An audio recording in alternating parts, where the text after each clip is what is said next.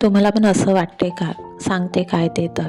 सर्वजण अंगावर ब्लँकेट घेऊन झोपतात थंडीचे आणि यशवी ब्लँकेटवर जाऊन झोपते. सकाळी इकडे मेथी, पालक आणि सांबार मिक्स करून त्याच्यामध्ये हळद, तिखट, मीठ, ओवा मिक्स करून घेतला आणि थोडंसं ज्वारीचं पीठ, गव्हाचं पीठ आणि बेसन मिक्स करून त्याचा छान पराठा भाजून घेतला.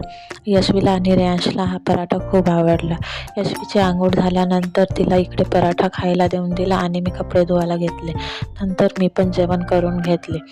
यशवीला झोपवून दिले आणि मी पण आराम करत होते. तर तेवढ्यात पार्सलवाला आला, तर पार्सल घ्यायसाठी गेले. काल मेथीची आणली होती, तर एवढी मोठ्या मेथीच्या 3 जोड्या मला 20 रुपयाला मिळाल्या. नंतर इकडे मी मेथी आलू बनवायला घेतल्या. तर एका वाट्यामध्ये इथे मी 2 बुटले तेल टाकले आणि एक मीडियम साईजचा कांदा आणि 5-6 मिरच्या टाकल्या आणि मीठ टाकलं. नंतर आलू टाकले आणि त्याला छान मिक्स करून घेतले. आलू मिक्स केल्यानंतर त्याच्यामध्ये मी मेथी टाकली आणि मेथी टाकल्यानंतर एक टमाटर टाकला आणि त्याला मिक्स करून घेतलं.